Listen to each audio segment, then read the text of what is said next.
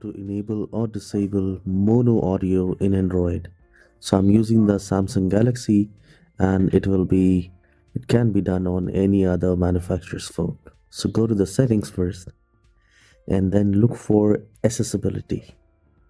You will find the accessibility, vision, hearing, and dexterity. Once you click on that, you will find hearing enhancement, and then you will find mono audio. Play the same sound out of both speakers.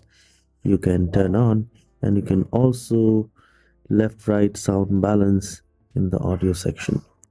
You can also search. If you're unable to find it, simply go to the settings and then search right from the top, hearing enhancement, and you will find the normalization. Under accessibility, you will find hearing enhancement. So it's absolutely easy and you can do it. If you find this tutorial short and helpful, please don't forget to hit the like and subscribe. Have a wonderful day.